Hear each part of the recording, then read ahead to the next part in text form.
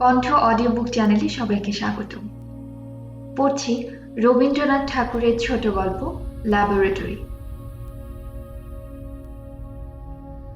নন্দকিশোর ছিলেন London university থেকে পাশ করা ইঞ্জিনিয়ার, যাকে সাধু ভাষায় বলা যেতে পারে দেদীপ্যমান ছাত্র, অর্থাৎ ব্রিলিয়ান্ট তিনি ছিলেন। তাই স্কুল থেকে আরম্ভ করে শেষ পর্যন্ত পরীক্ষার তোরণে তোরণে ছিলেন পয়লা শ্রেণীর সওয়ারি।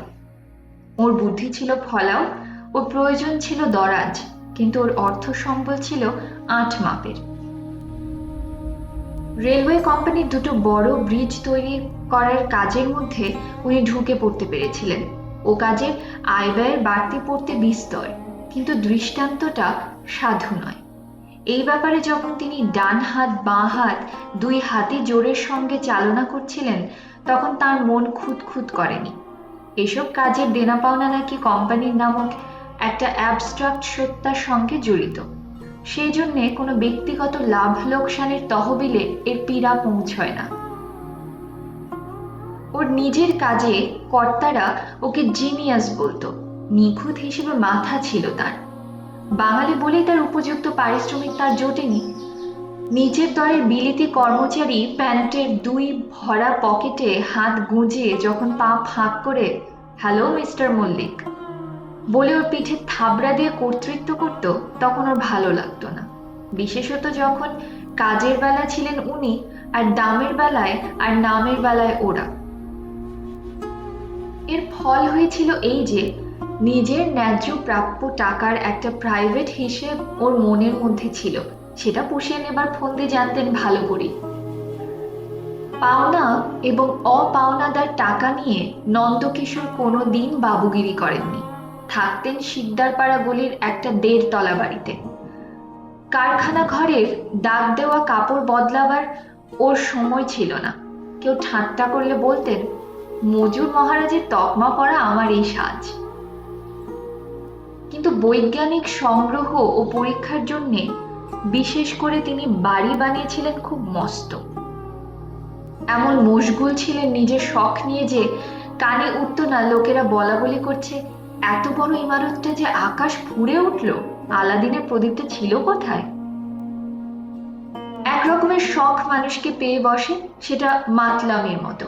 হুঁশ থাকে না যে লোকে সন্দেহ করছে। লোকটা ছিল সৃষ্টি ছাড়া, ওর ছিল বিজ্ঞানের পাগলামি। জার্মানি থেকে আমেরিকা থেকে এমন সব দামি দামি যন্ত্র আনাতেন যা ভারতবর্ষের বড় বড় বিশ্ববিদ্যালয় মেলে না। এই বিদ্যালোভীর মনে সেই তো ছিল বেদনা। এই পোড়া দেশে জ্ঞানের ভোজের উচ্ছিষ্ট নিয়ে সস্তা দরের পাট পাড়া হয়। ওদের দেশে বড় বড় যন্ত্র ব্যবহারের যে সুযোগ আছে, আমাদের দেশে না থাকাতেই ছেলেরা টেক্সট বুকের শুকনো পাতা থেকে কেবল এঁটো কাটা হাতড়িয়ে বেড়ায়। উনি হেঁকে উঠে বলতেন, ক্ষমতা আছে আমাদের মগজে, অক্ষমতা আমাদের পকেটে। ছেলেদের জন্য বিজ্ঞানের বড় রাস্তাটা খুলে দিতে হবে বেশ চওড়া করে। এই হলো ওর পণ। দুর্মূল্য যন্ত্র যত সংগ্রহ করতে লাগলো, ও সহকর্মীদের ধর্মবোধ ততই অসহ্য হয়ে উঠল। এই সময় ওকে বিপদের মুখ থেকে বাঁচালেন বড় সাহেব। নন্দকিশোরের দক্ষতার উপর তার প্রচুর শ্রদ্ধা ছিল। তাছাড়া রেলওয়ে কাজে মোটা মোটা মুঠোর অপসারণ দক্ষতার দৃষ্টান্ত তার জানা ছিল। চাকরি ছাড়তে হলো। সাহেবের আনুকূল্যে রেল কোম্পানির পুরনো লোহা লক্কর সস্তা দামে কিনে নিয়ে কারখানা ফেঁদে বসলেন। তখন ইউরোপের প্রথম যুদ্ধের বাজার সরগরম। লোকটা অসামান্য কৌশলী। সেই বাজারে নতুন নতুন খালে নালায় তার মুনাফার টাকার বান ডেকে এলো। এমন সময় আরেকটা শখ পেয়ে বসল ওকে। একসময় নন্দকিশোর পাঞ্জাবে ছিলেন তার ব্যবসার তাগিদে। সেখানে জুটে গেল তার এক সঙ্গিনী। সকালে বারান্দায় বসে চা খাচ্ছিলেন। 20 বছরের মেয়েটি ঘাগরা দুলিয়ে অসংকোচে তার কাছে এসে উপস্থিত। জল জলে তার চোখ, ঠোঁটে একটি হাসি আছে, যেন শান দেওয়া ছুরির মতো। সে ওর পায়ের কাছে ঘেঁষে এসে বললেন, বাবুজি, আমি কয়দিন ধরে এখানে এসে দুবেলা তোমাকে দেখছি, আমার তাজ্জব লেগে গেছে। নন্দকিশোর হেসে বললেন, কেন, এখানে তোমাদের চিড়িয়াখানা নেই নাকি? সে বললে, চিড়িয়াখানার কোনো দরকার নেই, যাদের ভেতরে রাখবার তারা বাইরে সব ছাড়া হয়ে আছে। আমি তাই মানুষ খুঁজছি। খুঁজে পেলে? নন্দকিশোরকে দেখিয়ে বললে, এই তো পেয়েছি। নন্দকিশোর হেসে বললেন, কি গুণ দেখলে বলো দেখি। ও বললে, এখানকার বড় বড় সব সেটটি, গলায় মোটা সোনার চেইন, হাতে হীরের আংটি, তোমাকে ঘিরে এসেছিল। ভেবেছিল বিদেশি বাঙালি, কারবার বোঝে না, শিকার জুটেছে ভালো, কিন্তু দেখলুম তাদের একজনেরও ফন্দি খাটলো না। উল্টে ওরা তোমারই ফাঁস কলে পড়েছে। কিন্তু তা ওরাও এখনো বোঝেনি, আমি বুঝে নিয়েছি। নন্দকিশোর চমকে গেল কথা শুনে। বুঝলে একটি চিজ বটে, সহজ নয়। মেয়েটি বললে, আমার কথা তোমাকে বলি, তুমি শুনে রাখো। আমাদের পাড়ায় একজন ডাক সাইটে জ্যোতিষী আছে। সে আমার কুষ্টি গণনা করে বলেছিল একদিন দুনিয়ায় আমার নাম জাহের হবে। বলেছিল আমার জন্মস্থানে শয়তানের দৃষ্টি আছে। নন্দকিশোর বললেন, বলো কি, শয়তানের? মেয়েটি বললে, জানো তো বাবুজি, জগতে সবচেয়ে বড় নাম হচ্ছে ওই শয়তানের। তাকে যে নিন্দে করে করুক, কিন্তু সে খুব খাঁটি। আমাদের বাবা বাম ভোলেনাথ ভোঁ হয়ে থাকেন, তার কর্ম নয় সংসার চালানো। দেখো না, সরকার বাহাদুর শয়তানির জোরে দুনিয়া জিতে নিয়েছে, খ্রিস্টানির জোরে নয়। কিন্তু ওরা খাঁটি, তাই রাজ্য রক্ষা করতে পেরেছে। যেদিন কথার খেলাপ করবে, সেদিন ওই শয়তানেরই কাছে কানমলা খেয়ে মরবে। নন্দকিশোর আশ্চর্য হয়ে গেলেন। মেয়েটি বললে, বাবু, রাগ করো না, তোমার মধ্যে ওই শয়তানের মন্তর আছে, তাই তোমারই হবে জিত। অনেক পুরুষকে আমি ভুলিয়েছি, কিন্তু আমার উপরেও টেক্কা দিতে পারে এমন পুরুষ আজ দেখলো। আমাকে তুমি ছেড়ো না বাবু, তাহলে তুমি ঠকবে। নন্দকিশোর হেসে বললে, কি করতে হবে? দেনার দায়ে আমার আইমার বাড়িঘর বিক্রি হয়ে যাচ্ছে, তোমাকে সেই দেনা শোধ করে দিতে হবে। কত টাকা দেনা তোমার? 7,000 টাকা। নন্দকিশোরের চমক লাগলো ওর দাবির সাহস দেখে। বললে, আচ্ছা, আমি দিয়ে দেব, কিন্তু তারপরে? তারপরে আমি তোমার সঙ্গ কখনো ছাড়বো না। কি করবে তুমি? দেখবো যেন কেউ তোমায় ঠকাতে না পারে, আমি ছাড়া। নন্দকিশোর হেসে বললেন, আচ্ছা বেশ, রইল কথা। এই পরো আমার আংটি। কষ্টি পাথর আছে ওর মনে, তার উপরে দাগ পড়লো একটা দামি ধাতুর। দেখতে পেলেন মেয়েটির ভেতর থেকে ঝকঝক করছে ক্যারেক্টারের তেজ। বোঝা গেল ও নিজের দাম নিজে জানে, তাতে একটু মাত্র সংশয় নেই। নন্দকিশোর অনায়াসে বললে, দেব টাকা। দিলে 7,000 বুড়ি আইমাকে। মেয়েটিকে ডাকতো সবাই সোহিনী বলে। পশ্চিমা ছাঁতের সুকঠোর এবং সুন্দর চেহারা তার, কিন্তু চেহারায় মন টলাবে নন্দকিশোর সে জাতের লোক ছিলেন না। যৌবনের হাতে মন নিয়ে জুয়ো খেলবার সময় ছিল না তার। নন্দকিশোর ওকে যে দশা থেকে নিয়ে এসেছিলেন সেটা খুব নির্মল নয় এবং নিভৃত নয়, কিন্তু ওই একরোখা একগুঁয়ে মানুষ সাংবাদিক প্রয়োজন বা প্রথাগত বিচারকে গ্রাহ্য করতেন না। বন্ধুরা জিজ্ঞেস করতো, বিয়ে করেছো কি? উত্তরে শুনতো, বিয়েটা খুব বেশি মাত্রায় নয়, সহ্য মতো। লোকে হাসতো যখন দেখতো উনি স্ত্রীকে নিজের বিদ্যের ছাঁচে গড়ে তুলতে উঠে পড়ে লেগে গিয়েছেন। জিজ্ঞাসা করতো, ও কি প্রফেসরি করতে যাবে নাকি? নন্দ বলতেন, না, ওকে নন্দকিশোরী করতে হবে, সেটা যে সে মেয়ের কাজ নয়। বলতো, আমি অসবর্ণ বিবাহ পছন্দ করিনি। সে কি হে? স্বামী হবে ইঞ্জিনিয়ার আর স্ত্রী হবে কটনা-কটনি? এটা মানব ধর্মশাস্ত্রে নিষিদ্ধ। ঘরে ঘরে দেখতে পাই দুই আলাদা আলাদা জাতে গাঁটছড়া বাঁধা। আমি জাত মিলিয়ে নিচ্ছি। পতিব্রতা স্ত্রী চাও যদি, আগে ব্রতের মিল করাও।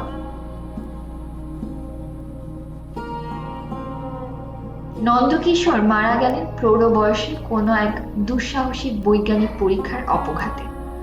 সোহিনী সমস্ত কারবার বন্ধ করে দিলে। বিধবা মেয়েদের ঠকিয়ে খাবার ব্যবসাদার এসে পড়ল চারদিক থেকে। মামলার ফাঁদ ফাঁদলে আত্মীয়তার ছিটে ফুটা আছে যাদের। সোহিনী স্বয়ং সমস্ত আইনের প্যাঁচ নিতে লাগলো বুঝে। তার উপরে নারীর মোহজাল বিস্তার করে দিলে স্থান বুঝে উকিল পাড়ায়। সেটাতে তার অসংকোচ নৈপুণ্য ছিল। সংসার মানার কোনো বালাই ছিল না। মামলায় জিতে নিলে একে একে দূর সম্পর্কে দেওর গেল জেলে দলিল জাল করার অপরাধে। ওদের একটি মেয়ে আছে, তার নামকরণ হয়েছিল নীলিমা। মেয়ে স্বয়ং সেটিকে বদল করে নিয়েছে নীলা। কেউ না মনে করে বাপ মা মেয়ের কালো রং দেখে একটা মোলায়েম নামের তলায় সে নিন্দেটা চাপা দিয়েছে। মেয়েটি একেবারে ফুটফুটে গৌরবর্ণ। মা বলতো ওদের পূর্বপুরুষ কাশ্মীর থেকে এসেছিল। মেয়ের দেহে ফুটেছে কাশ্মীরি শ্বেত পদ্মের আভা, চোখেতে নীল পদ্মের আভাস, আর চুলে চমক দেয় যাকে বলে পিঙ্গল বর্ণ। মেয়ের বিয়ের প্রসঙ্গে কুলশীল জাতগোষ্ঠীর কথা বিচার করবার রাস্তা ছিল না, একমাত্র ছিল মন ভোলাবার পথ। শাস্ত্রকে ডিঙিয়ে গেল তার ভেলকি। অল্প বয়সের মারোয়ারি ছেলে, তার টাকা পৈতৃক, শিক্ষা এই কালের। অকস্মাৎ সে পড়ল এসে অনঙ্গের অলক্ষ্য ফাঁদে। নীলা একদিন গাড়ির অপেক্ষায় স্কুলের দরজার কাছে ছিল দাঁড়িয়ে। সে সময় ছেলেটি দৈবাত তাকে দেখেছিল। তারপর থেকে আরো কিছুদিন ওই রাস্তায় সে বায়ু সেবন করেছে। স্বাভাবিক স্ত্রী বুদ্ধির প্রেরণায় মেয়েটি গাড়ি আসবার বেশ কিছুক্ষণ পূর্বেই গেটের কাছে দাঁড়াতো। কেবল সে মারোয়ারি ছেলে নয়, আরো 2-4 সম্প্রদায়ের যুবক ওইখানটায় অকারণ পদচারণা চর্চা করত। তার মধ্যে ওই ছেলেটি চোখ বুজে দিল ছাপ ওর জলের মধ্যে, আর ফিরল না। সিভিল মতে বিয়ে করলে সমাজের ওপারে, বেশি দিনের মেয়াদে নয়।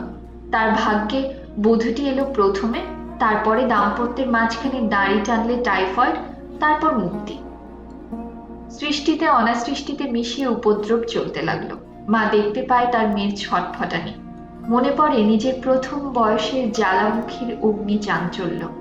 মন উদ্বিগ্ন হয়, খুব নিবিড় করে পড়াশোনার বেড়া ফাঁদতে থাকে।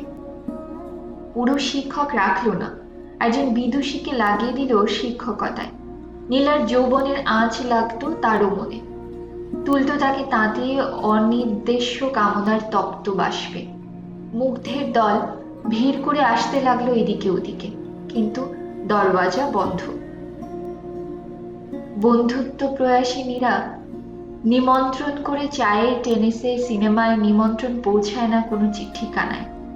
অনেক লোভী ফিরতে লাগলো মধু গন্ধ ভরা আকাশে, কিন্তু কোনো অভাগ্য কাঙাল সোহিনীর ছাড়পত্র পায় না।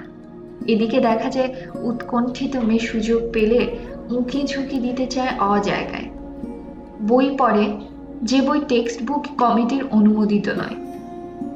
ছবি গোপনে আনিয়ে নেয়, যা আর্ট শিক্ষার আনুকূল্যে করে বলে বিড়ম্বিত।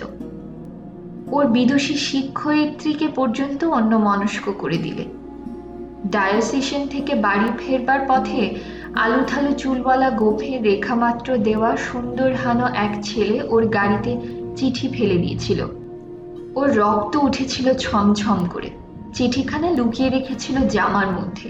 ধরা পড়ল মায়ের কাছে। সমস্ত দিন ঘরে বন্ধ কাটল অনাহারে। সোহিনীর স্বামী যাদের বৃত্তি দিয়েছিলেন সেই সব ভালো ভালো ছাত্র মহলে সোহিনী পাত্র সন্ধান করেছে। সবাই প্রায় আড়ে আড়ে ও টাকার থলির দিকে তাকায়। একজন তো তার থিসিস ওর নামে উৎসর্গ করে বসলো। ও বলে, হায় রে কপাল, লজ্জায় ফেললে আমাকে। তোমার পোস্ট গ্রাজুয়েটে মেয়াদ ফুরিয়ে আসছে শুনলাম, অথচ মালা চন্দন দিলে অজায়গায়। হিসাব করে ভক্তি না করলে উন্নতি হবে না যে। কিছুদিন থেকে একটি ছেলের দিকে সোহিনী দৃষ্টিপাত করেছিল। ছেলেটি পছন্দসই বটে। তার নাম রেবতী ভট্টাচার্য। এরই মধ্যে সায়েন্সের ডাক্তার পদবিতে চড়ে বসেছে। ওর দুটো একটা লেখার যাচাই হয়ে গেছে বিদেশে। লোকের সঙ্গে মেলামেশা করবার কলা কৌশল সোহিনী ভালো করেই জানা আছে। মনমথ চৌধুরী রেবতীর প্রথম দিককার অধ্যাপক। তাকে নিলে বশ করে কিছুদিন চায়ের সঙ্গে রুটি টোস্ট, অমলেট, কখনো বা ইলিশ মাছের ডিমের বড়া খাইয়ে কথাটা পারলে। বললে, আপনি হয়তো ভাবছেন আমি আপনাকে বারে বারে চা খেতে ডাকি কেন। মিসেস মল্লিক, আমি তোমাকে নিশ্চয়ই বলতে পারি সেটা আমার দুর্ভাবনার বিষয় নয়। সোহিনী বললে, লোকে ভাবে আমরা বন্ধুত্ব করে থাকি স্বার্থের গরজে। দেখো মিসেস মল্লিক, আমার মত হচ্ছে এই, গরজটা জারি হোক, বন্ধুত্বটাই তো লাভ। আর এই বা কম কথা কি, আমার মতো অধ্যাপককে দিয়েও কারো স্বার্থ সিদ্ধি হতে পারে? এই যাত্রার বুদ্ধি কেতাবের বাইরে হাওয়া খেতে পায় না বলে ফ্যাকাশে হয়ে গেছে। আমার কথা শুনে তোমার হাসি পাচ্ছে দেখতে পাচ্ছি। দেখো, যদিও আমি মাস্টারি করি তবু ঠাট্টাও করতে পারি। দ্বিতীয়বার চা খেতে ডাকবার পূর্বে এটা জেনে রাখা ভালো। জেনে রাখলুম, বাঁচলুম। অনেক অধ্যাপক দেখেছি, তাদের মুখ থেকে হাসি বার করতে ডাক্তার ডাকতে হয়। বাহ বাহ, আমার এই দলের লোক দেখছি তুমি। তাহলে এবার আসল কথাটা পারা হোক। জানেন বোধহয়, জীবনে আমার স্বামীর ল্যাবরেটরি ছিল একমাত্র আনন্দ। আমার ছেলে নেই, ওই ল্যাবরেটরিতে বসিয়ে দেব বলে ছেলে খুঁজছি। কানে এসেছে রেবতী ভট্টাচার্যের কথা। অধ্যাপক বললেন, যোগ্য ছেলেই বটে, তার যে লাইনের বিদ্যে সেটাকে শেষ পর্যন্ত চালান করতে মাল মশলা কম লাগবে না। সোহিনী বললে, আমার হ্রাস করা টাকায় ছাতা পড়ে যাচ্ছে। আমার বয়সী বিধবা মেয়েরা ঠাকুর দেবার দালালদের দালালি দিয়ে পরকালের দরজা ফাঁক করে নিতে চায়। আপনি শুনলে হয়তো রাগ করবে, আমিও ওসব কিছু বিশ্বাস করি না। চৌধুরী দুই চক্ষু বিস্ফারিত করে বললেন, তুমি তবে কি মানো? মানুষের মতো মানুষ যদি পাই তবে তার সব পাওনা শোধ করে দিতে চাই যত দূর আমার সাধ্য আছে। এই আমার ধর্মকর্ম। চৌধুরী বললেন, হুররে, শিলা ভাসে জলে। মেয়েদের মধ্যেও দৈবাত কোথাও কোথাও বুদ্ধির প্রমাণ মেলে দেখছি। আমার একটি বিএসসি বোকা আছে, সেদিন হঠাৎ দেখি গরুর পা ছুঁয়ে সে উল্টো ডিগবাজি খেলতে লেগেছে। মগজ থেকে বুদ্ধি যাচ্ছে উড়ে ফাটা শিমুলের তুলোর মতো। তা তোমার বাড়িতে ওকে ল্যাবরেটরিতে বসিয়ে দিতে চাও? তফাতে আর কোথাও হলে হয় না? চৌধুরী মশাই, আপনি ভুল করবেন না, আমি মেয়ে মানুষ। এইখানেই, এই ল্যাবরেটরিতেই হয়েছে আমার স্বামীর সাধনা। তার ওই বেদির তলায় কোনো একজন যোগ্য লোককে বাতি জ্বালিয়ে রাখবার জন্য যদি বসিয়ে দিতে পারি, তাহলে যেখানে থাকুন তার মন খুশি হবে। চৌধুরী বললেন, বাই জোভ, এতক্ষণে মেয়ে মানুষের গলার আওয়াজ পাওয়া যাচ্ছে, শুনতে খারাপ লাগলো না? একটা কথা জেনে রাখো, রেবতীকে যদি শেষ পর্যন্ত পুরোপুরি সাহায্য করতে চাও তাহলে লাখ টাকারও লাইন পেরিয়ে যাবে। গেলেও আবার খুদ করেও কিছু বাকি থাকবে। কিন্তু পরলোকে যাকে খুশি করতে চাও তার মেজাজ খারাপ হয়ে যাবে না তো? শুনেছি তারা ইচ্ছে করলে ঘাড়ে চড়ে লাফালাফি করতে পারেন। আপনি খবরের কাগজ পড়েন তো? মানুষ মারা গেলেই তার গুণাবলী প্যারাগ্রাফে প্যারাগ্রাফে ছাপিয়ে পড়তে থাকে। সে মৃত মানুষের বদান্যতার পরে ভরসা করলে তা দোষ নেই। টাকা যে মানুষ জমিয়েছে, অনেক পাপ জমিয়েছে, সে তার সঙ্গে। আমরা কি করতে আছি যদি থলি ছেড়ে স্বামীর পাপ হালকা করতে না পারি? যাগ্গে টাকা, আমার টাকায় দরকার নেই। অধ্যাপক উত্তেজিত হয়ে উঠলেন, কি আর বলবো তোমাকে, খনি থেকে সোনা ওঠে, সে খাঁটি সোনা, যদিও তাতে মিশল থাকে অনেক কিছু। তুমি সেই ছদ্মবেশী সোনার ঢেলা। চিনেছি তোমাকে, এখন কি করতে হবে বলো? ওই ছেলেটিকে রাজি করিয়ে দিন, চেষ্টা করবো, কিন্তু কাজটা খুব সহজ নয়। আর কেউ হলে তোমার দান লাফিয়ে নিত। কোথায় বাঁচছে বলুন? শিশুকাল থেকে একটি মেয়ে গ্রহ ওর কুষ্টি দখল করে এসেছে, রাস্তা আগলে রয়েছে অটল অবুদ্ধি। বলেন কি, পুরুষ মানুষ? দেখো মিসেস মল্লিক, রাগ করবে কাকে নিয়ে? জানো ম্যাট্রিয়ার্কাল সমাজ কাকে বলে? যে সমাজে মেয়েরাই হচ্ছে পুরুষের সেরা। একসময় সেই দ্রাবিড়ী সমাজের ঢেউ বাংলাদেশে খেলতো। সোহিনী বললে, সে সুদিন তো গেছে, তলায় তলায় ঢেউ খেলে হয়তো, ঘুলিয়ে দেয় বুদ্ধি শুদ্ধি, কিন্তু হাল যে একলা পুরুষের হাতে। কানে মন্ত্র দেন তাঁরাই, আর জোরে দেন কানমলা, কান ছিঁড়ে যাবার জো হয়। কথা কইতে জানো তুমি। তোমার মতো মেয়েদের যুগ যদি আসে তাহলে ম্যাট্রিয়ার্কাল সমাজে ধোবার বাড়ির ফর্দ রাখি মেয়েদের শাড়ির।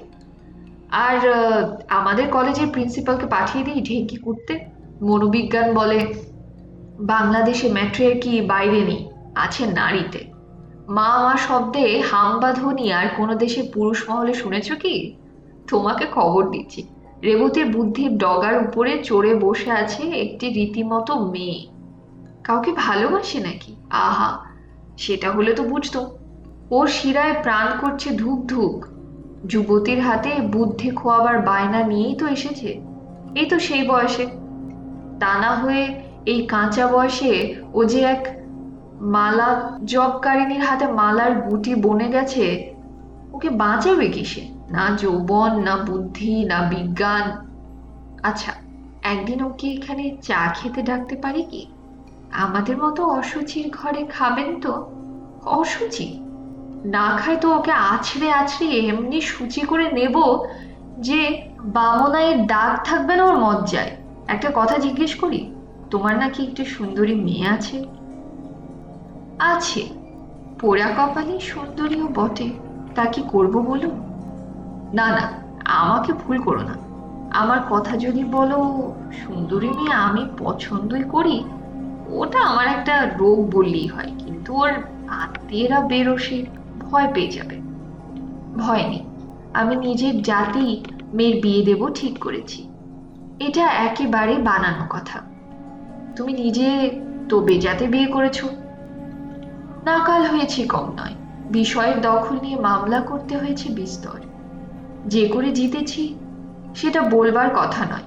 শুনেছি কিছু কিছু বিপক্ষ পক্ষের আর্টিকেলড ক্লার্ককে নিয়ে তোমার নামে গুজব রটেছিল।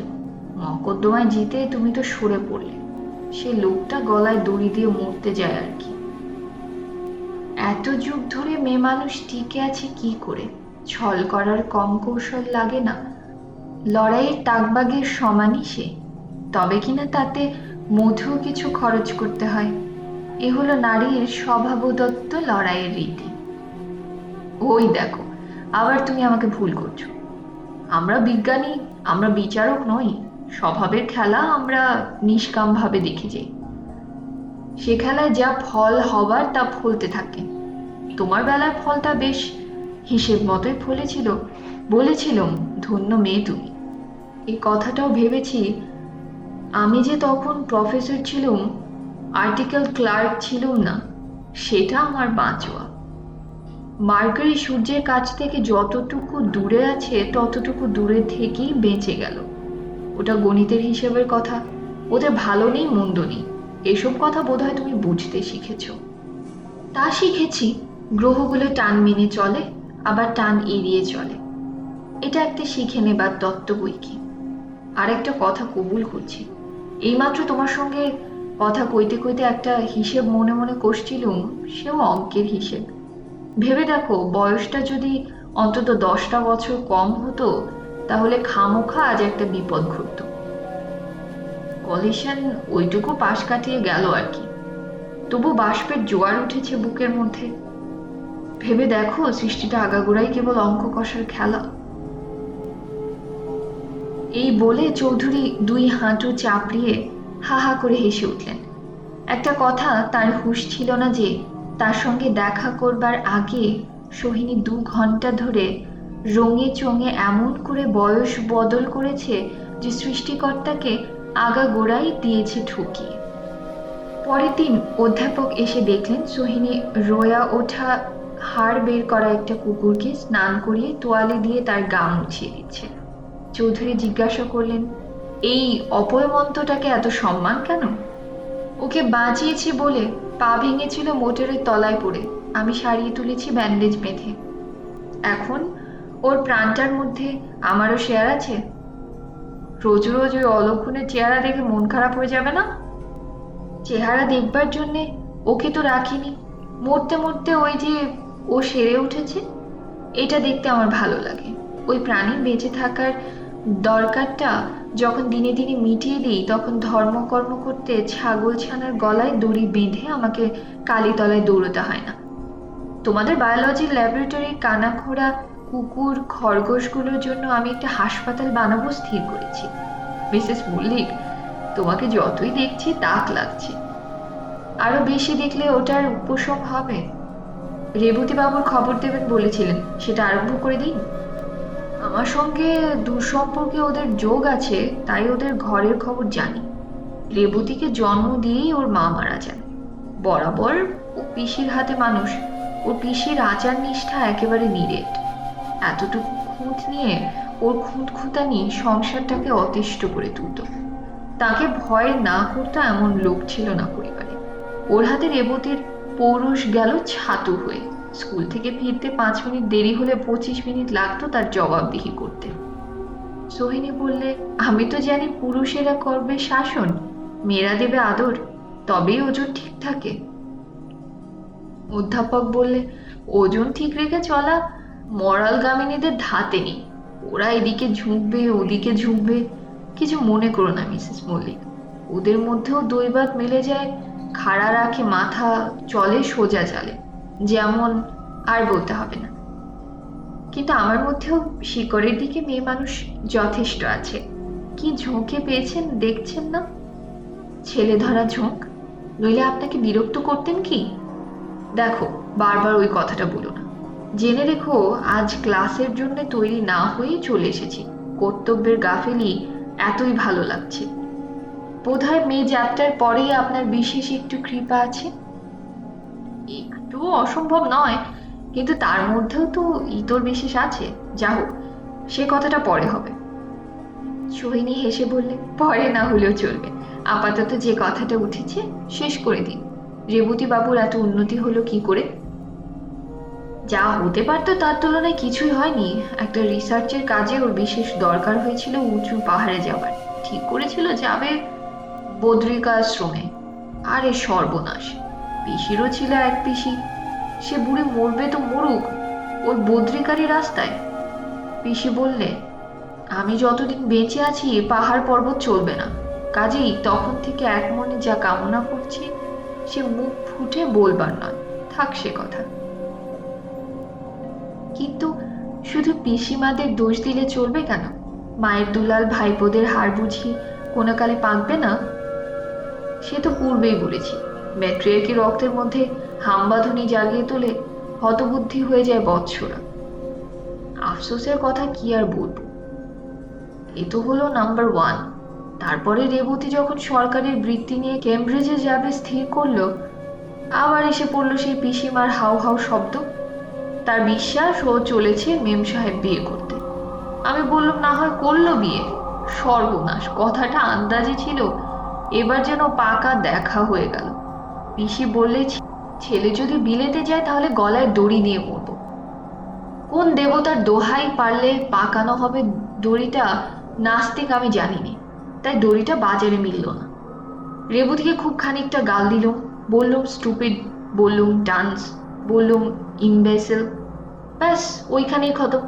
রেবু এখন ভারতীয় ঘানিতে ফোঁটা ফোঁটা তেল বের করছে। সোহিনী অস্থির হয়ে বলে উঠল, দেয়ালে মাথা ঠুকে মরতে ইচ্ছে করছে। একটা মেয়ে রেবতীকে তলিয়ে দিয়েছে, আর একটা মেয়ে তাকে টেনে তুলবে ডাঙায়। এই আমার পণ রইল।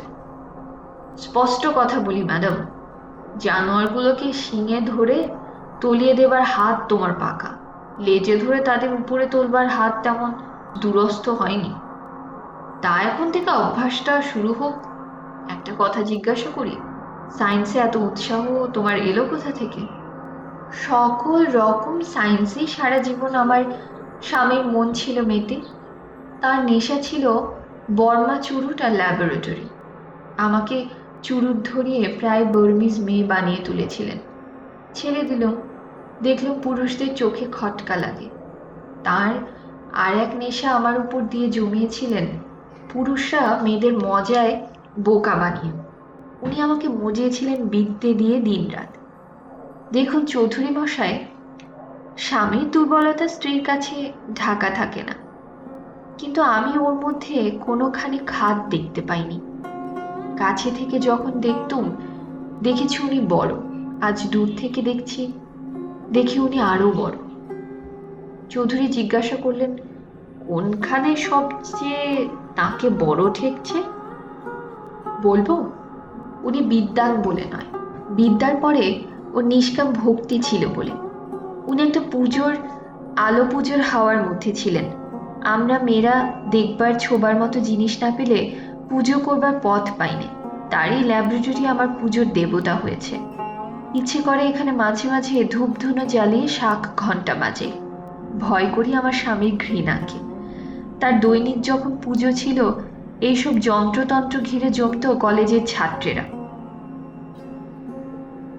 শিক্ষা নিত তার কাছ থেকে, আর আমিও বসে যেত। ছেলেগুলো সায়েন্সে মন দিতে পারতো কি? যারা পারতো তাদেরই বাছাই হয়ে যেত। এমন সব ছেলে দেখেছি যারা সত্যকার বৈরাগী। আবার দেখেছি কেউ নোট নেবার ছলে একেবারে পাশের ঠিকানায় চিঠি লিখে সাহিত্য চর্চা করত। কেমন লাগতো? সত্যি কথা বলবো, খারাপ লাগতো না। স্বামী চলে যেতেন কাজে, ভাবুকদের মন আশেপাশে ঘুর ঘুর করত। কিছু মনে করো না, আমি সাইকোলজি স্টাডি করে থাকি। জিজ্ঞাসা করি ওরা কিছু ফল পেত কি?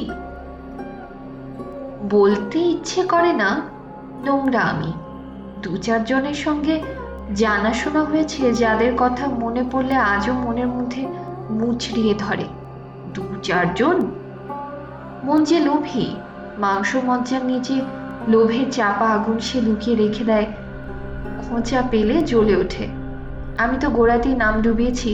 সত্যি কথা বলতে আমার বাধে না। আজন্ম তপস্বিনী নই আমরা। ভরম করতে করতে প্রাণ বেরিয়ে গেল মেয়েদের। দ্রৌপদী কুন্তীদের সেজে বসতে হয় সীতা সাবিত্রী। একটা কথা বলি আপনাকে চৌধুরী মশাই, মনে রাখবেন।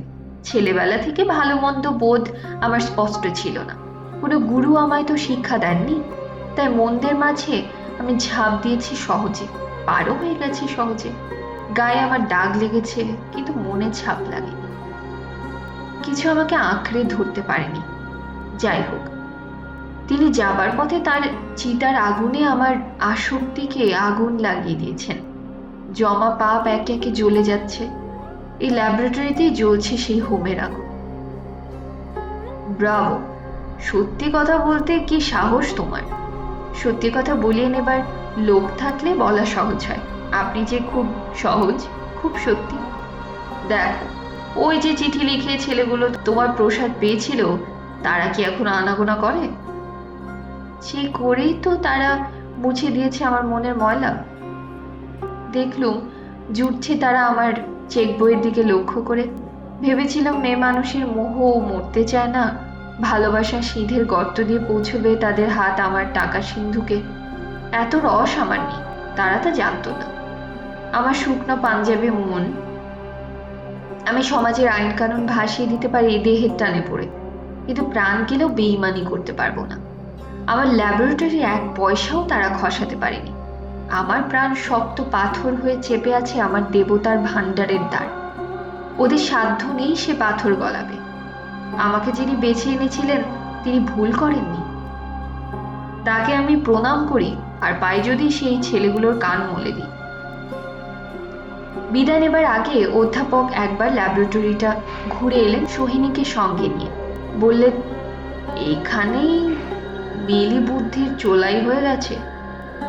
অপদেবতার গাদ গেছে নেমে, বেরিয়ে এসেছে খাঁটি স্পিরিট। সোহিনী বললে, যা বলুন, মন থেকে ভয় যায় না। মেলি বুদ্ধি বিধাতার আদি সৃষ্টি। যখন বয়স অল্প থাকে, মনের জোর থাকে, তখন সে লুকিয়ে থাকে ঝোপে ঝাপে। যেই রক্ত আসে ঠান্ডা হয়ে, বেরিয়ে আসে সনাতনী পিসিমা, তার আগেই আমার মরবার ইচ্ছে রইল। অধ্যাপক বললেন, ভয় নেই তোমার, আমি বলছি তুমি সজ্ঞানে মরবে। সাদা শাড়ি পরে মাথায় কাঁচা পাকা চুলে পাউডার মেখে সোহিনী মুখের উপর একটি সূচি সাত্ত্বিক আভা মেজে তুললে। মেয়েকে নিয়ে মোটর লঞ্চে করে উপস্থিত হলো বোটানিক্যালে। তাকে পরিয়েছে নীলচে সবুজ বেনারসি শাড়ি। ভেতর থেকে দেখা যাচ্ছে বসন্তী রঙের কাঁচুলি। কপালে তার কুমকুমের ফোঁটা, সূক্ষ্ম একটু কাজলের রেখা চোখে, কাঁধের কাছে ঝুলে পড়া গুচ্ছ করা খোঁপা। পায়ে কালো চামড়ার পরে লাল মখমলের কাজ করা স্যান্ডেল। যে আকাশনীল বিথিকার তলায় রেবতী রবিবার কাটায়, আগে থাকতে সংবাদ নিয়ে সোহিনী সেখানেই এসে তাকে ধরলে, প্রণাম করলে, একেবারে তার পায়ে মাথা রেখে বিষয় ব্যস্ত হয়ে উঠল রেবতী। সোহিনী বললে, কিছু মনে করো না বাবা, তুমি ব্রাহ্মণের ছেলে, আমি ছত্রীর মেয়ে। চৌধুরী মশাইয়ের কাছে আমার কথা শুনে থাকবে। শুনেছি, কিন্তু এখানে আপনাকে বসাবো কোথায়? এই যে রয়েছে সবুজ তাজা ঘাস, এমন আসন কোথায় পাওয়া যায়? ভাবছো বোধহয় এখানে আমি কি করতে এসেছি? এসেছি আমার ব্রত উদযাপন করতে। তোমার মতো ব্রাহ্মণ তো খুঁজে পাবো না। রেবতী আশ্চর্য হয়ে বললে, আমার মতো ব্রাহ্মণ? তা না তো কি, আমার গুরু বলেছেন এখনকার কালের সব সেরা যে বিদ্যা, তাতেই যার দখল তিনিই সেরা ব্রাহ্মণ। রেবতী অপ্রস্তুত হয়ে বললে, আমার বাবা করতেন যজন যাজন, আমি মন্ত্রতন্ত্র কিছুই জানি না। বলো কি, তুমি যে মন্ত্র শিখেছ সেই মন্ত্রের জগৎ হয়েছে মানুষের বশ। তুমি ভাবছো মেয়ে মানুষের মুখে এসব কথা এলো কোথা থেকে? পেয়েছি পুরুষের মতো পুরুষের মুখ থেকে। তিনি আমার স্বামী, যেখানে তার সাধনার পীঠস্থান ছিল। কথা দাও বাবা, সেখানে তোমাকে যেতে হবে। কাল সকালে আমার ছুটি আছে, যাব। তোমার দেখছি গাছপালার শখ, বড় আনন্দ হলো। গাছপালার খোঁজে আমার স্বামী গিয়েছিলেন বর্মায়, আমি তার সঙ্গ ছাড়িনি, কিন্তু সায়েন্সের চর্চায় নয়। নিজের ভেতর থেকে যে গাদ ফুটে উঠত, স্বামীর চরিত্রের মধ্যেও সেটা অনুমান না করে থাকতে পারত না। সন্দেহের সংস্কার ছিল ওর আঁতে আঁতে। এক সময়ে নন্দকিশোরের যখন গুরুতর পীড়া হয়েছিল, তিনি স্ত্রীকে বলেছিলেন, মরবার একমাত্র আরাম এই যে সেখান থেকে তুমি আমাকে খুঁজে বের করে ফিরিয়ে আনতে পারবে না। সোহিনী বললে, সঙ্গে যেতে পারি তো? নন্দকিশোর হেসে বললে, সর্বনাশ। সোহিনী রেবতীকে বললে, বর্মা থেকে আসবার সময় এনেছিলাম এক গাছের চারা। বর্মিজরা তাকে বলে কোজাইটা নিয়াঙ্গ। চমৎকার ফুলের শোভা, কিন্তু কিছুতেই বাঁচাতে পারলাম না। আজই সকালে স্বামীর লাইব্রেরি ঘেঁটে এ নাম সোহিনী প্রথম বের করেছে। গাছটা চোখেও দেখেনি। বিদ্যার জাল ফেলে বিদ্যানকে টানতে চায়। অবাক হলো রেবতী, জিজ্ঞাসা করলো, এর ল্যাটিন নামটা কি জানেন? সোহিনী অনায়াসে বলে দিলে, তাকে বলে মিলেটিয়া। বললে, আমার স্বামী সহজে কিছু মানতেন না, তবু তার একটা অন্ধবিশ্বাস ছিল ফলে ফুলে প্রকৃতির মধ্যে যা কিছু আছে সুন্দর। মেয়েরা বিশেষ অবস্থায় তার দিকে একান্ত করে যদি মন রাখে, তাহলে সন্তানরা সুন্দর হয়ে জন্মাবে। এ কথা তুমি বিশ্বাস করো কি? বলা বাহুল্য, এটা নন্দকিশোরের মত নয়। রেবতী মাথা চুলকিয়ে বললে, যথোচিত প্রমাণ তো এখনো জড়ো হয়নি। সোহিনী বললে, অন্তত একটা প্রমাণ পেয়েছি আমার আপন ঘরেই। আমার মেয়ে এমন আশ্চর্য রূপ পেল কোথা থেকে? বসন্তের নানা ফুলের যেন, থাক, নিজের চোখে দেখলেই বুঝতে পারবে। দেখবার জন্য উৎসুক হয়ে উঠল রেবতী। নাট্যের কোনো সরঞ্জাম বাকি ছিল না। সোহিনী তার রাঁধুনি বামুনকে সাজিয়ে এনেছে পূজারী বামুনের বেশে। পরনে চেলি, কপালে ফোঁটা তিলক, টিকিতে ফুল বাঁধা, বেলের আঠায় মাজা মোটা পুইতে গলায়। তাকে ডেকে বললে, ঠাকুর, সময় তো হলো, নীলুকে এবার ডেকে নিয়ে এসো। নীলাকে তার মা বসিয়ে রেখেছিল স্টিম লঞ্চে। ঠিক ছিল ডালি হাতে সে উঠে আসবে। বেশ খানিকক্ষণ তাকে দেখা যাবে সকালবেলায় ছায়ায় আলোর। ইতিমধ্যে রেবতীকে সোহিনী তন্ন তন্ন করে দেখে নিতে লাগলো। রং মসৃণ শ্যামবর্ণ, একটু হলদে আভা আছে, কপাল চওড়া, চুলগুলো আঙুল বুলিয়ে বুলিয়ে উপরে তোলা। চোখ বড় নয়, কিন্তু তাতে দৃষ্টিশক্তি স্বচ্ছ আলো জল জল করছে। মুখের মধ্যে সেইটাই সকলের চেয়ে চোখে পড়ে। নিচে মুখের বেগটা মিলি ধাঁচের মোলায়েম। রেবতীর সম্বন্ধে ও যত খবর জোগাড় করেছে তার মধ্যে ও বিশেষ লক্ষ্য করেছে একটা কথা, ছেলেবেলাকার বন্ধুদের ওর উপরে ছিল কান্নাকাটি জড়ানো সেন্টিমেন্টাল ভালোবাসা। ওর মুখে যে একটা দুর্বল মাধুর্য ছিল, তাতে পুরুষ বালকদের মনে মোহ আনতে পারত। সোহিনীর মনে খটকা লাগলো। ওর বিশ্বাস, মেয়েদের মনকে নোঙরের মতো শক্ত করে আঁকড়ে ধরার জন্যে পুরুষের ভালো দেখতে হওয়ার দরকারই করে না। বুদ্ধিবিদ্যাটা গৌণ, আসল দরকার পুরুষের ম্যাগনেটিজম। সেটা তার স্নায়ুর পেশির ভেতরকার বেতার বার্তার মতো প্রকাশ পেতে থাকে কামনার অকথিত স্পর্ধা রূপে। মনে পড়ল নিজের প্রথম বয়সের রসোন্মত্ততার ইতিহাস। ও যাকে টেনেছিল, কিংবা যে টেনেছিল ওকে, তার না ছিল রূপ, না ছিল বিদ্যা, না ছিল বংশগৌরব, কিন্তু কি একটা অদৃশ্য তাপের বিকিরণ ছিল, যার অলক্ষ্য সংস্পর্শে সমস্ত দেহ মন দিয়ে ও তাকে অন্তত করে অনুভব করেছিল পুরুষ মানুষ বলে। নীলার জীবনে কখন একসময় সেই অনিবার্য আলোড়নের আরম্ভ হবে, এই ভাবনা তাকে স্থির থাকতে দিত না। যৌবনের শেষ দশাই সকলের চেয়ে বিপদের দশা। সেই সময়টাতে সোহিনীকে অনেকখানি ভুলিয়ে রেখেছিল নিরবকাশ জ্ঞানের চর্চায়, কিন্তু দৈবাৎ সোহিনীর মনের জমি ছিল স্বভাবত উর্বরা। কিন্তু যে জ্ঞান নৈব্যক্তিক, সব মেয়ের তার প্রতি টান থাকে না, নীলার মনে আলো পৌঁছায় না। শুনছিলেন রবীন্দ্রনাথ ঠাকুরের ছোট গল্প ল্যাবরেটরির প্রথম পর্ব। পরবর্তী পর্ব শুনতে সাবস্ক্রাইব করে সাথে থাকুন। ধন্যবাদ।